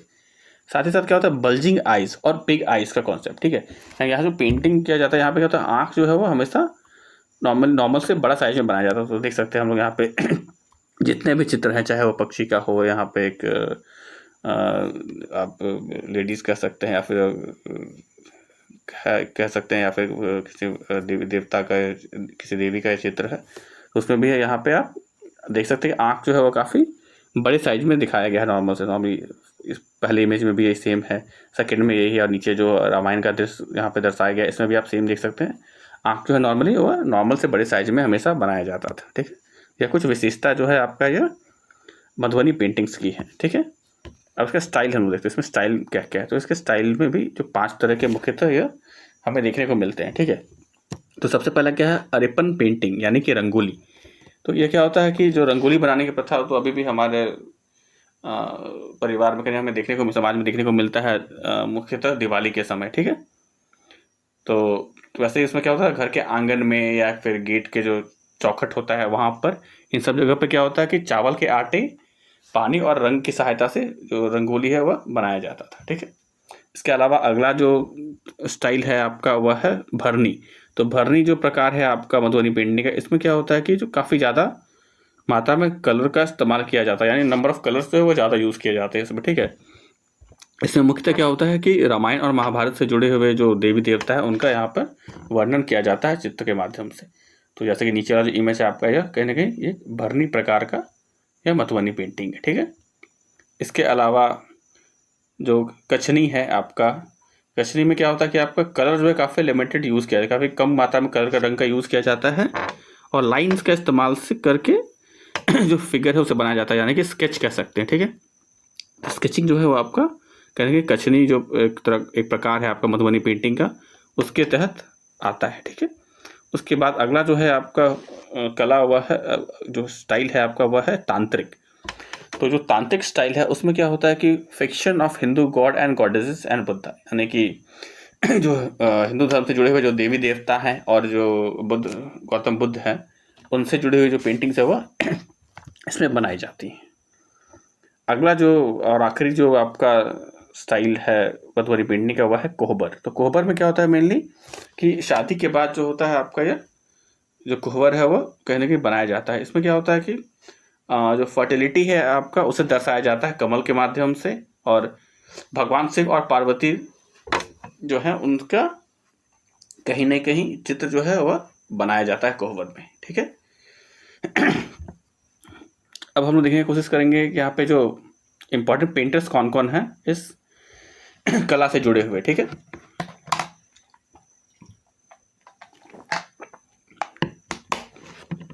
तो यहाँ पे कुछ प्रोमिनेंट पेंटर्स है, जैसे कि सीता देवी है, गंगा देवी है, सत्यनारायण लाल कर्ण है, भारतीय दयाल है और कौशल्या देवी जी हैं, ठीक है। तो ये कुछ प्रोमिनेंट जो हैं वह पेंटर्स हैं मधुबनी पेंटिंग्स के। इसके अलावा हमने स्टार्टिंग में ही आपको बताया था कि यह जो पेंटिंग है वह कहीं कहीं फीमेल डोमिनेटेड है, यानी कि इसमें जो मुख्यतः जो महिला कलाकार है उनकी संख्या काफ़ी ज़्यादा है, ठीक है। आज अब हाल फिलहाल के समय में क्या हुआ कि कुछ पुरुष कलाकार भी डेवलप हुए, पर जो प्राचीन समय से चलता आ रहा है उसमें मुख्यतः यह कला जो है वह महिलाओं के द्वारा ही कहीं ना कहीं प्रस्तुत की जाती थी, ठीक है। इसके अलावा क्या होता है कि जापान में जो एक म्यूजियम है वहाँ पर भी हमें मधुबनी पेंटिंग का जो संग्रह है वो देखने को मिलता है, ठीक है। अब हम देख लेते हैं एक बार इंपॉर्टेंट लोकेशंस, तो किन किन क्षेत्रों में जो हमें मधुबनी पेंटिंग्स है वह देखने को मिलती है। तो हम देख सकते हैं यहाँ पे जो नेपाल से जुड़ा हुआ जो बॉर्डर एरिया है वहाँ उन क्षेत्रों में, उसके अलावा सीतामढ़ी है, मधुबनी है, सुपौल, अररिया, मधेपुरा, सहरसा, दरभंगा और मुजफ्फरपुर, इन जिलों पर मुख्यतः हमें, जो कि मिथिला क्षेत्र में आता है या मिथिला रीजन में आता है, उन क्षेत्र में हमें मधुबनी पेंटिंग जो है वह मुख्यतः देखने को मिलती है, ठीक है। तो एक बार हम लोग कंक्लूजन को यहाँ पर डिटेल में देख लेते हैं। तो कंक्लूजन यहाँ पे यह निकलता है कि हम जानते हैं कि इसका जो ट्रेसेस है आपका, वह सीता माता जो है उनकी शादी के समय से हमें देखने को मिलता है, जो कि हमने स्टार्टिंग में डिस्कस किया था कि जो राजा जनक है उनके द्वारा जो पेंटर्स है उन्हें हायर किया गया था कि वो उनकी शादी से जुड़ी हुई जो चित्र है उसे कहीं ना कहीं शहर में अलग दीवारों पे, फर्श पे बनाकर कहीं ना कहीं शहर को सजाने का काम करेंगे। लेकिन उसके बाद क्या होता है कि यह जो है वो प्रथा बन जाती है और साल दर साल सभी धार्मिक हो या फिर शादी ब्याह का माहौल हो, ऐसी स्थितियों में इसे हर बार बनाया जाने लगा। तो इससे क्या होता है कि जो प्रथा है वो प्रथा के रूप में कहीं ना कहीं प्रचलित हो गई, ठीक है। लेकिन जो अब रिसेंट के टाइम में क्या होता है आपका कि यह जो पेंटिंग है वह अब कहीं ना कहीं कपड़ों के ऊपर भी किया जाने लगा, क्योंकि इसका डिमांड जो है कहीं ना कहीं धीरे धीरे बढ़ रहा था, ठीक है।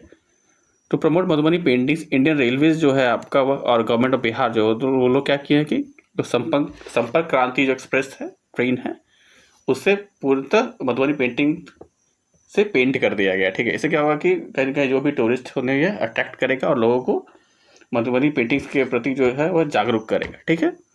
साथ ही साथ जो यह जो प्रक्रिया है यह मतलब जो आपका संपर्क क्रांति के अलावा भी जो अन्य ट्रेन जो उस क्षेत्र में से गुजरती है या जाती है उनके ऊपर भी इस तरह का जो पेंटिंग व्यवस्था करने का जो प्लान है वो बीच में सरकार वो लाने का काम करते रहती है, ठीक है। इसके अलावा जो मधुबनी रेलवे स्टेशन है उसे भी पूरी तरीके से मधुबनी पेंटिंग से कवर किया गया है, ताकि कहीं ना कहीं ये जो मधुबनी पेंटिंग है उसे प्रमोट कर सके, ठीक है। तो यहाँ पे हमारा यह जो टॉपिक है मधुबनी पेंटिंग का यहाँ पे समाप्त होता है। तो पिछले वीडियो में हमने पटनाक्रम पेंटिंग बेसिकली जो है उसे देखा। आज के इस वीडियो में हमने मधुबनी पेंटिंग को देखा, ठीक है। और अगले वीडियो में हम लोग जो पाल आर्ट है, ठीक है, पाल कला जो है उसे हम लोग देखने का जो है वो प्रयास करेंगे, ठीक है। तो अगर आपको यह वीडियो इन्फॉर्मेटिव लगा तो आप इसे लाइक कर सकते हैं। आपका कोई ओपिनियन है या फिर कोई क्वेश्चन है तो आप कमेंट कर सकते हैं। आपको वीडियो अच्छा लगा तो वैसे स्टूडेंट जो कि मेंस के लिए प्रिपेयर कर रहे हैं आप उनके साथ ये वीडियो शेयर कर सकते हैं। तो thanks for watching my YouTube video. Please do subscribe my channel Gyan Darshan bye अभी। Thank you. Hello everyone, I'm Abhishek and once again I welcome you all to my YouTube channel ज्ञान दर्शन by अभी। तो आज के इस PPSC मेन सीरीज़ में हम लोग डिस्कस करने वाले हैं foreign influence on modern art and architecture, ठीक है। तो यहाँ पे हम लोग देख सकते हैं कि जो वेस्टर्न स्कॉलर्स हैं जैसे कि जॉन मार्शल या फिर पर्सी ब्राउन, ठीक है, इनका यह मानना था कि जो मॉडर्न कला है उसके ऊपर कहीं ना कहीं जो विदेशी कला है उसका प्रभाव रहा है, ठीक है। तो यहाँ पे हम लोग देखेंगे कि आपका जो फॉरेन इन्फ्लुएंस है आपका वो मॉडर्न आर्ट के ऊपर रहता है कब, लगभग चौथी से लेके दूसरी सदी जो बिफोर क्राइस्ट है यानी BC में, ठीक है। तो उस यह जो कालानुक्रम है इस समय क्या होता है कि हमें जो मौर्य कला है उसके ऊपर हमें जो विदेशी कला है उसका प्रभाव जो देखने को मिलता है, ठीक है। तो ये ऐसा क्यों है? तो ऐसा इसलिए है क्योंकि यहाँ पे क्या होता है कि यहाँ पे एक जो मौर्य साम्राज्य है उस वक्त वहाँ पे क्या होता है कि काफ़ी मजबूत वहाँ पे एक राजनीतिक, सांस्कृतिक और व्यापारिक जो है केंद्र वहाँ पर होता है, ठीक है। और साथ ही साथ क्या होता है कि यहाँ पे जो मौर्य साम्राज्य है उसका जो आपका कहीं ना कहीं देखा जाए तो कनेक्शन जो है, आपका जुड़ाव जो है वह जो भी विदेशी सभ्यताएं थी उस वक्त वहाँ पे, जैसे कि ग्रीक है, पर्शियन है या फिर सेंट्रल एशियन है, ठीक है। तो जो यह जो आपके जो क्षेत्र, इन क्षेत्रों के जो आपके साम्राज्य थे उससे कहीं ना कहीं जो मौर्य साम्राज्य है उसका एक कनेक्शन था, जुड़ाव था व्यापार के माध्यम से, कूटनीतिक रिश्तों के माध्यम से, तो कहीं ना कहीं आपस में कनेक्शन बना हुआ था। तो इस वजह से क्या होता है कि हमें कहीं ना कहीं जो मॉडर्न कला है उसके ऊपर हमें बेसिकली आपका जो फॉरेन कला है, विदेशी कला है, जैसे कि ग्रीक का हेलेनिस्टिक आर्ट हो गया, ठीक है, या फिर आपका पर्शियन जो है आपका उसका आर्किमेडियन जो आर्ट है, या कुछ जो शैली है उसका जो मिश्रण है हमें वह जो भारतीय शैली है उसके साथ हमें देखने को मिलता है, ठीक है। तो सबसे पहले हम लोग देखेंगे यहाँ पे पर्शियन इन्फ्लुएंस को, ठीक है। तो पर्शियन इन्फ्लुएंस में हमें क्या देखने को मिलता है कि यहाँ पे जो स्टोन आर्किटेक्चर है वो क्या होता है, पॉलिश होते हैं, ठीक है। यानी उसके ऊपर जो एक चमकीला जो लेयर है हमें वो देखने को मिलता है क्योंकि उसे इतने अच्छे तरीके से पॉलिश किया जाता है, ठीक है। यह जो कॉन्सेप्ट है कहीं ना कहीं जो पर्शियन जो आर्किटेक्चर है वहाँ से कहीं ना कहीं देखा जाता है ये प्रभावित रहा है, ठीक है। तो हम लोग देखेंगे कि जो भी हमें मौर्य में जो भी अशोक से जुड़े जो पिलर्स मिलते हैं वो सब क्या होता है कहीं ना कहीं एक पॉलिश स्ट्रक्चर होते हैं, ठीक है। इसका जो पिलर जो होते हैं वो भी जो लॉन्ग मोनोलिथिक स्टोन होता है, यानी कि एक ही पत्थर से तराशा हुआ जो पिलर होता है आपका, वह जो कॉन्सेप्ट है यह भी कहीं ना कहीं जो पर्शियन जो आपका प्रथा है या व्यवस्था है वहाँ से हमें यह कहीं ना कहीं कॉपी किया हुआ दिखता है, या फिर क्योंकि वहाँ पे भी ऐसा ही प्रथा थी और वैसा ही सिस्टम था आपका पिलर बनाने का। सेम जो सिस्टम है वह इंडिया में भी हमें देखने को मिलता था मौर्य काल के समय में, ठीक है। इसके अलावा बुल शेप्ड कैपिटल्स, ठीक है। तो जो पिलर है उसके ऊपर में आपका जो बुल है, ठीक है, तो बुल का जो हमें शेप है वो पिलर के ऊपर में बना हुआ देखने को मिलता है, ठीक है।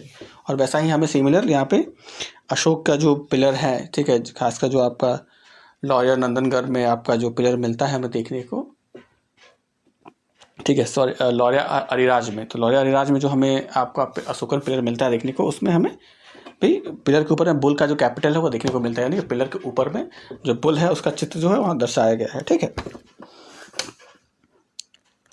इसके अलावा क्या एनिमल मोटिव्स, ठीक है, यानी कि जैसा भी आपको बताया कि जो पिलर होता है पिलर के ऊपर में या फिर कोई भी संरचना है, महल है, गेट है, उसके ऊपर में क्या होता है जानवर का एक जो आपका रूप है वो पत्थर को तराश कर बनाया जाता है, ठीक है। तो उसे एनिमल मोटिव्स कहते हैं। तो वैसा हमें देखने को मौर्य काल में भी मिलता है, जैसे कि लायन है, बुल है, ठीक है।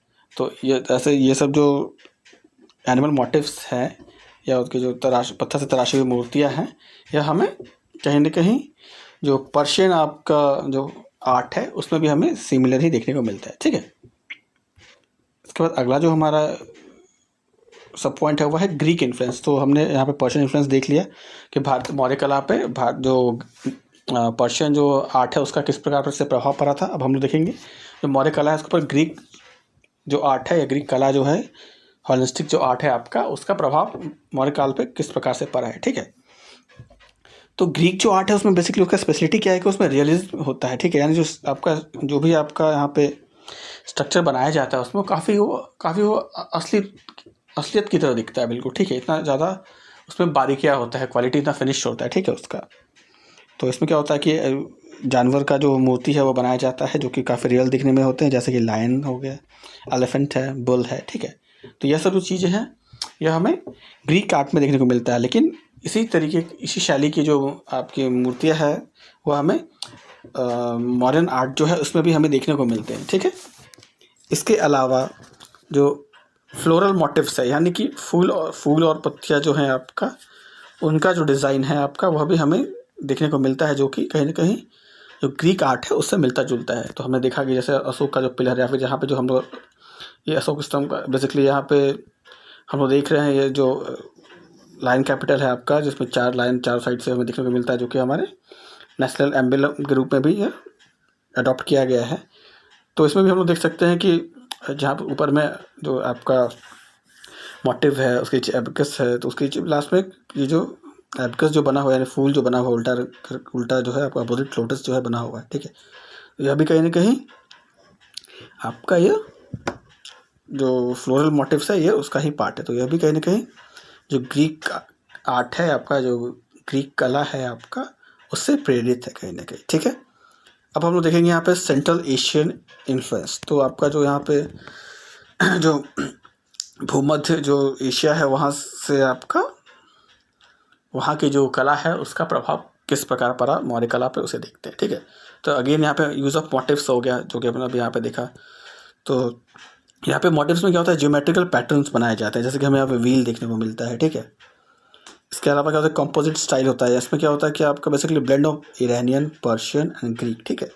तो कंपोजिट स्टाइल में क्या होता है, बेसिकली आपका जब मिश्रण होता है, इसमें आपको कुछ जो छवि है आपको वो ईरानियन दिखेगी, कुछ पर्शियन दिखेगी, कुछ ग्रीक दिखेगी, ठीक है। और कुछ इंडियन जो आपका आर्ट फॉर्म है उसका भी एक मिश्रण, यानी चारों का एक मिश्रण हमें देखने को मिलता है, ठीक है, कंपोजिट स्टाइल में, जो कि आपका सेंट्रल एशियन इन्फ्लुएंस से कहीं ना कहीं प्रभावित है, ठीक है।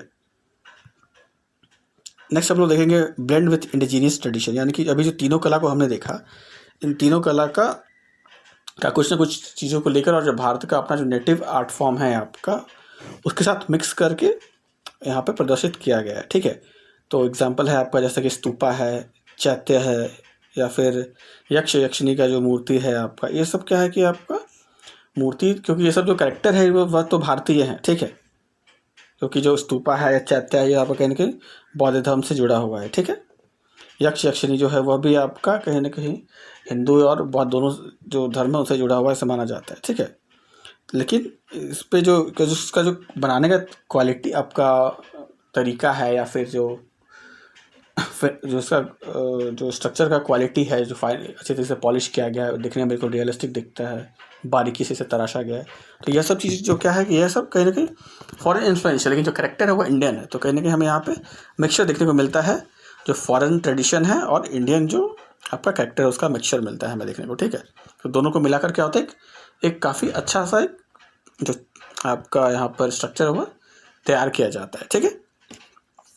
इसके अलावा सेकेंड जो आपका यहाँ पे आर्ट है वह है अशोकन पिलर।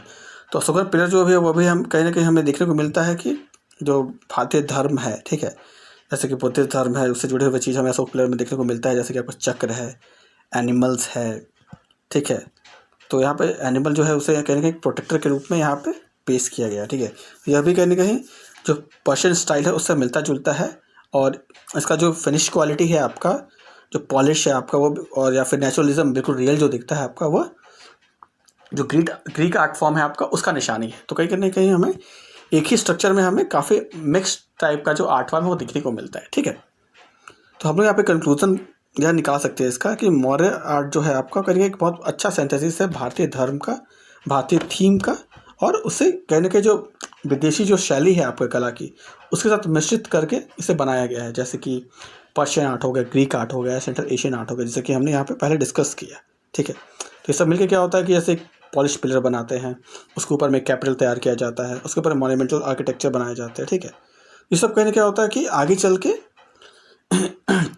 जो मॉडर्न आर्ट है यही जो है आपका आगे चल के कहीं कहीं जो आगे चल के जो हमें जो भारत में जो कला डेवलप होगा उसका एक बेस के रूप में यह डेवलप होता है, ठीक है। तो कहीं आगे जो आने वाले जो साम्राज्य है, जैसे कि आपका शुंगा हो गया या फिर गुप्ता है या फिर पाला है, तो इन सब के समय जो आर्ट फॉर्म हमें देखने को मिलता है उसका बेस जो है हमें वह कहीं ना कहीं जो मॉडर्न आर्ट एंड आर्किटेक्चर है यहीं से हमें देखने को मिलता है, ठीक है। तो हमारा ये टॉपिक यहाँ पे समाप्त होता है। नेक्स्ट वीडियो में हम लोग देखने वाले हैं influence of modern art in Bihar, ठीक है। तो मिलते हैं नेक्स्ट वीडियो में, till then thank you. Hello everyone, I am Abhishek and once again I welcome you all to my YouTube channel Gyan Darshan bye अभी। तो आज के इस वीडियो में हम लोग डिस्कस करने वाले हैं बीपीएससी मेंस से जुड़े हुए जीएस पेपर 1 के अंडर हिस्ट्री सेक्शन, और उसके अंदर जो आपका सब टॉपिक है आर्ट एंड आर्किटेक्चर, ठीक है। तो आर्ट एंड आर्किटेक्चर के अंदर हम लोग आज डिस्कस करने वाले हैं पाला आर्ट एंड आर्किटेक्चर, ठीक है। तो आज का सेशन जो है उससे हम लोग यहाँ पे शुरुआत करते हैं। तो यहाँ पे हम लोग देख रहे हैं बेसिकली पाल आर्ट के बारे में, ठीक है। तो जो पाला आर्ट एंड आर्किटेक्चर है आपका, वह मुख्यतः 8 से लेकर 12 सेंचुरी के बीच में कहीं न कहीं प्रचलन में रहता है, ठीक है। जो पाल डायनेस्टी है आपका, वह बंगाल और बिहार के क्षेत्र में लगभग 8वीं से लेकर 12वीं शताब्दी जो आपका है, उस समय तक ये लोग शासन में रहते हैं, ठीक है।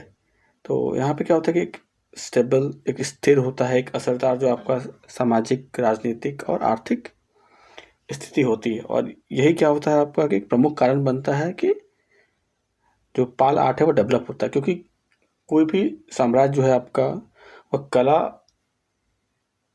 पे ध्यान तभी दे पाएगा जब वह आर्थिक रूप से आपका कहेंगे सशक्त हो, या फिर पॉलिटिकली भी आपका स्टेबल हो। क्योंकि अगर कोई जो एम्पायर अगर वो आपका अनस्टेबल है, अस्थिर है, तो उस स्थिति में वह इन सब चीज़ों पर ध्यान ही नहीं दे पाएगा। तो कभी भी हमने जितने भी इससे पहले भी जो भी हमने यहाँ पे कला के बारे से जुड़े हुए साम्राज्य के बारे में पढ़ा, तो कहीं हम सब में एक कॉमन फीचर था कि वह सभी साम्राज्य जहाँ पे जो कला है वह कहीं ना कहीं फ्लरिश होता है, तो वह सब कहीं ना कहीं पूरी तरीके से एक संपन्न जो आपका साम्राज्य है वह थे, ठीक है। तो वैसे यहाँ पे भी हमें जो पाल है आपका, वह भी पाल वंश जो है आपका 8वीं से लेकर 12वीं शताब्दी तक काफ़ी एक समृद्ध जो आपका साम्राज्य है वह होता है। और यही कारण है कि वहाँ पर जो कला और संस्कृति है उसका डेवलपमेंट काफ़ी अच्छे लेवल पे होता है, ठीक है। जो पाल स्टाइल है आपका, वो जो बुद्धिस्ट आर्ट है उसका एक कहने का एक महत्वपूर्ण जो फेज है वो उस रूप में हमें देखने को मिलता है, ठीक है। तो हम लोग यहाँ पे जो पाल कला है उसका क्लासिफिकेशन करेंगे, ठीक है। तो बेसिकली किन प्रकार का जो आपका पाल कला है वो हमें देखने को मिलता है। तो मुख्यतः हमें 3 तरह का जो पाल कला है वो देखने को मिलता है। पहला है आर्किटेक्चर, दूसरा है स्कल्पचर एंड तीसरा है पेंटिंग, ठीक है। तो आर्किटेक्चर के अंदर आप हमारा क्या क्या आ जाता है, महाविहारा आ जाता है, चैत्याज आ जाता है, ठीक है। यूनिवर्सिटीज हो जाता है जैसे कि नालंदा, विक्रमशिला, उदंतपुरी एंड सोमपुरा। सोमपुरा जो अभी है बांग्लादेश में है, ठीक है। इसके अलावा टेम्पल आर्किटेक्चर है, जैसे कि आपका विष्णुपद मंदिर है, या फिर कहलगांव जो भागलपुर में है वहाँ पे जो केव टेम्पल है वह है। इसके अलावा स्तूपा है। तो ये कुछ एग्जाम्पल है आपका आर्किटेक्चर की, ठीक है, जो कि पालार से जुड़े हुए हैं। इसके अलावा जो स्कल्पचर्स है, तो स्कल्पचर जो है, मूर्ति जो है हमारा बेसिकली हमें यहाँ पे 2 तरीके का देखने को मिलता है। एक हमें देखने को मिलता है ब्रॉन्ज स्कल्पचर, और दूसरा क्या होता है आपका ब्लैक स्टोन का स्कल्पचर है, वो हमें देखने को मिलता है, ठीक है। तीसरा जो हमारा क्लासिफिकेशन है वह है पेंटिंग। तो पेंटिंग बेसिकली क्या होता है, मैन्युस्क्रिप्ट होता है या मिनिएचर पेंटिंग होता है। और यह कहाँ बनाए जाते हैं, तो बेसिकली जो पाम यानी जो बेसिकली जो तार होता है उसके पत्तों पर, तार का जो पेड़ होता है उसके पत्तों पर बनाया जाता है, ठीक है। इसके अलावा पेपर जो उस पर भी बनाया जाता है कुछ। इसके अलावा इसमें क्या होता है कि म्यूरल्स होते हैं और वॉल पेंटिंग्स भी इसका एक इम्पॉर्टेंट कॉम्पोनेंट है, ठीक है। नेक्स्ट जो हमारा टॉपिक है, इसका जो सब पार्ट है वह है हमारा साइलेंट फीचर्स। तो साइलेंट फीचर में हम लोग देखेंगे यहाँ पे, पहला स्टार्ट करेंगे आर्किटेक्चर से। तो आर्किटेक्चर में बेसिकली सबसे पहले क्या है, महाविहारा। तो महाविहार यानी कि आपका वैसा प्लेस है जहाँ पे जो लार्ज स्केल पे आपका कहने कहीं बहुत बच्चों के रखने का अरेंजमेंट किया जाता है, हॉस्टल टाइप का जगह, ठीक है, जहाँ पर वो रह कर पढ़ाई लिखाई शिक्षा वगैरह वो ग्रहण करते हैं, ठीक है। तो विक्रमशिला है, उदंतपुरी है, सोमपुरा है, ये सब कुछ इंपॉर्टेंट साइट है। इसमें आपका जो सोमपुरा है वह वर्ल्ड हेरिटेज साइट है यूनेस्को का, ठीक है। इसके अलावा जो टेम्पल्स है आपका, हमने वो देखा था अभी विष्णुपद मंदिर जो कि गया में है, और कहलगांव का जो आपका गुफा मंदिर है, ठीक है। इसके अलावा हम लोग देखेंगे इसका फीचर्स क्या क्या आर्किटेक्चर का। तो आर्किटेक्चर का जो मुख्य फीचर है उसमें आता है यह कि यह जो बिल्डिंग जो भी बनाई गई है यहाँ पे, यह मुख्यतः जो पके हुए ईंट है उनसे बनाई गई है, ठीक है। इसके अलावा जो आपका एक्सटीरियर है आपका इन स्ट्रक्चर्स का, वह कहने जो मिट्टी के बने हुए जो आपके प्लेट्स होते हैं उससे ये बने हुए, ठीक है। यहाँ पे थोड़ा ये टाइपिंग मिस्टेक है, ये प्लेट होगा, प्लेट का ये प्लेट हो गया। इसके अलावा क्या नेक्स्ट है हमारा, इसमें बुद्धिस्ट और हिंदू दोनों आर्किटेक्चर का हमें मिश्रण देखने को मिलता है, ठीक है। एग्जाम्पल है गया का सूर्य मंदिर और जैन मंदिर कहलगांव का, ठीक है। इसके बाद हम लोग देखते हैं स्कल्पचर्स का नेक्स्ट फीचर। तो स्कल्पचर में हमें क्या देखने को मिलता है, बुद्धिस्ट स्कल्पचर मिलता है। तो बुद्धिस्ट स्कल्पचर में क्या क्या आता है, तो नालंदा, गया, भागलपुर और कोकरीहार में जो आपका मूर्ति प्राप्त हुई है, अवलोकितेश्वर है, मैत्रेय है, बोधिसत्व है, मंजूश्री है। तो इन सब ये सब जो स्कल्पचर्स थे वह हमें देखने को मिलते हैं, ठीक है। इसके अलावा जो हिंदू स्कल्पचर्स है वह कहाँ कहाँ और क्या क्या देखने को मिलते हैं। तो हिंदू स्ट्रक्चर में हमें विष्णु, बलराम, सूर्य और उमा माहेश्वरी जो है और गणेश जो है उनकी जो मूर्तियाँ है वह हमें गया और राजमहल से प्राप्त होती है। इसके अलावा क्या होता है, मटेरियल और टेक्निक क्या है। तो यहाँ पे स्कल्पचर्स जो है मेनली वो आपका ब्राउन और ब्लैक जो बेसाल्ट रॉक होता है उससे बने हुए होते थे, या फिर ब्रॉन्ज स्कल्पचर, ठीक है। तो या तो आइदर आपको ब्लैक या ब्राउन बेसाल्ट जो रॉक उससे बने हुए हैं या फिर जो ब्रॉन्ज है उससे बने हुए जो यहाँ पे स्कल्पचर्स है वो देखने को हमें मिलते हैं। इसका फीचर्स क्या है, इसमें जो फीचर्स बेसिकली है कि हमारा जो मूर्ति होता है उसका जो फ्रंट पार्ट होता है उस पर यहाँ पे फोकस किया गया है। बैक साइड जो है उस पर किसी तरह कोई यहाँ पे आर्ट वर्क नहीं होता, बिल्कुल प्लेन होता है। और जो फ्रंट पार्ट होता है, फेस जो हम देखते हैं सामने से, उस हिस्से पे सारी जो आपकी कलाकारी वो की जाती है, ठीक है। सिमिलरिटी और डिफरेंसेस क्या क्या है। तो यहाँ पे जो बुद्धिस्ट और ब्राह्मणिकल स्कल्पचर्स है पाल टाइम्स का, दोनों में क्या होता है कि हमें एक ही तरह का स्टाइल जो है वो देखने को मिलता है। लेकिन क्या होता है कि आपका इसमें जो हिंदू और जो बौद्ध धर्म से जुड़े हुए जो आपके भगवान हैं उनका कहने कि उनका जो चिन्ह है, उनके जो वाहन है या उनका जो पोज है, इन सब चीज़ों में कहने कि हमें एक अंतर देखने को मिलता है। यहाँ पे मेनली क्या है कि आपका जो बौद्धिज्म का जो तांत्रिज्म पार्ट है आपका, उससे यह जो कला मुख्यतः प्रेरित दिखती है, ठीक है। क्योंकि इसमें हमें अवलोकितेश्वर देखने को मिलते हैं, मैत्रेय मिलते हैं, या फिर बोधिसत्व है या मंजूश्री है, ठीक है। तो ये सब क्या है कि आपको जो तांत्रिक आपका बुद्धिज्म है उससे जुड़ा हुआ है, ठीक है। नेक्स्ट जो हमारा नेक्स्ट क्लासिफिकेशन है वह है पेंटिंग। तो पेंटिंग बेसिकली हमें दो तरह का देखने को मिलता है। एक होता है मैन्युस्क्रिप्ट या मिनिएचर पेंटिंग। इसमें क्या होता है कि आपका जो धार्मिक जो ग्रंथ है उससे जुड़ी हुई चीज़ों को जो पाम होता है या जो खजूर जो होता है उसके पत्ते या तार जो होता है उसके पत्ते पे ड्राइंग उस पर बनाया जाता है, और साथ में बड़े बड़े अक्षरों में जो ड्राइंग होता है छोटे छोटे उसके बगल में कुछ ना कुछ सजावटी अक्षरों में लिखा जाता है, ठीक है। इसके अलावा क्या मोरल्स या वॉल पेंटिंग, इसके अलावा क्या होता है कि जो दीवार है उसके ऊपर भी कुछ पेंट जो किया जाता है, ठीक है।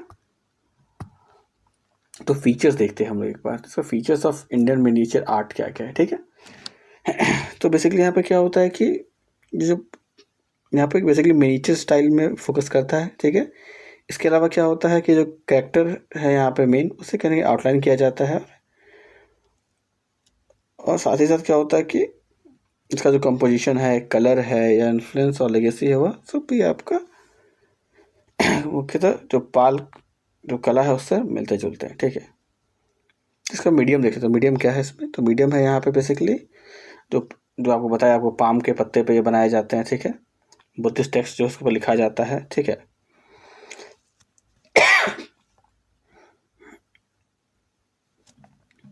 इसमें सब्जेक्ट क्या होता है, सब्जेक्ट मैटर क्या क्या है हमारा। सब्जेक्ट मैटर बेसिकली क्या होता है, बुद्धिस्ट थीम होता है, बौद्ध धर्म से जुड़े हुए जो भी आपका थीम है वह यहाँ पे दिखाए जाते हैं। जैसे कि बोधिसत्व है, तारा है, मंजूश्री है, अवलोकितेश्वर है, ठीक है, और वज्रयान बुद्धिज्म से जुड़े हुए जो दृश्य है वह भी इसमें दर्शाए जाते हैं। इसके अलावा कुछ हिंदू डायटी जो हैं उनका भी यहाँ पे चित्रण किया जाता है, जैसे कि सूर्यदेव है, ठीक है। तो इस तरह से करके हिंदू और जो बौद्ध है दोनों धर्म से जुड़ा हुआ यह कला मुख्यतः है, ठीक है। इसमें स्टाइल क्या है और टेक्निक है। तो स्टाइल में एक तो हमने देखा मिनिएचर है, क्योंकि पाम का पत्ता जो काफ़ी छोटी आपका जो जो होता है, पाम ट्री होता है आपका, खजूर के जो पत्ते होते हैं वो काफ़ी छोटे होते हैं। तो ऐसे क्या होता है जो पेंटिंग में वो छोटे साइज में बनाया जाता है, तो मिनिएचर पेंटिंग होता है, ठीक है। इसके अलावा क्या है कि यहाँ पे आपका जो फिगर बनाया जाता है वो काफ़ी ग्रेसफुल होता है, और बॉडी और जो एक्सप्रेसिव जो फेस है वो इसमें दिखाए जाते हैं। इसके अलावा क्या कलर स्कीम का यहाँ पे डीप रेड, ब्लू, ग्रीन और ऑर्चर कलर जो है और गोल्ड, इन चारों कलर का मुख्यतः इसमें इस्तेमाल किया जाता है, ठीक है। और जो बैकग्राउंड है आपका वह जनरली सॉलिड कलर्स में पेंट किया जाता है ताकि जो मेन सब्जेक्ट है उसे हाईलाइट किया जा सके, ठीक है। इसके अलावा उसका कंपोजिशन क्या है, तो कंपोजिशन में हमें यहाँ देखने को मिलता है सेंट्रल फिगर है। यहाँ पे जो सेंट्रल जो फिगर है आपका वह कहीं ना कहीं जो बैकग्राउंड में जुड़े हुए जो चीज़ें हैं उससे बड़े होते हैं, ताकि क्या होता है जो सारा फोकस है वो मेनली जो मेन सब्जेक्ट है आपका उसके ऊपर जा सके। इसके अलावा क्या है कि यहाँ पे सिमेट्रिकल पैटर्न जो है वो हमें देखने को मिलता है, ठीक है। उसका इन्फ्लुएंस या लेगेसी के बारे में हम डिस्कस करेंगे। तो इसका जो इन्फ्लुएंस या लेगेसी वो मेनली क्या है, कहाँ से जुड़ा हुआ है, तो कहीं ना कहीं हम देखते हैं कि यहाँ जो नेपाल और तिब्बत में जो बुद्धिस्ट आर्ट है वो उसका जो लेगेसी है वो कहीं ना कहीं हमें इसे पाल आर्ट से मिलता है। तो पाल जो कला है यही हमें कहीं ना कहीं नेपाल और तिब्बतियन जो बुद्धिस्ट आर्ट है वहाँ पे भी देखने को मिलता है। यानी कि वह जो यह जो आर्ट फॉर्म है आपका नेपाल और बुद्धिस्ट तिब्बत का जो बुद्धिस्ट आर्ट है वो कहीं ना कहीं जो बिहार और बंगाल से जुड़ा हुआ जो पाल कला है उससे ही प्रभावित है, ठीक है। इसके अलावा क्या होता है कि यह जो मिनिएचर पेंटिंग है उसे यह भी माना जाता है कि यह तो one of the earliest surviving miniature painting है, ठीक है। यानी कि जो कहीं ना कहीं देखा जाए तो दुनिया का जो कहीं ना कहीं जो सबसे पुराना आपका मिनिएचर पेंटिंग जो अभी तक बचा हुआ है उसमें से एक है यह, ठीक है। तो हमारे यहाँ पे टॉपिक जो है यह समाप्त होता है। तो अगर आपको ये वीडियो यूज़फुल लगता है तो आप इसे लाइक कर सकते हैं, शेयर कर सकते हैं। वीडियो अगर आपको इन्फॉर्मेटिव लगा तो आप इस चैनल को सब्सक्राइब कर सकते हैं। So please do subscribe my YouTube channel Gyan Darshan bye अभी। Thank you.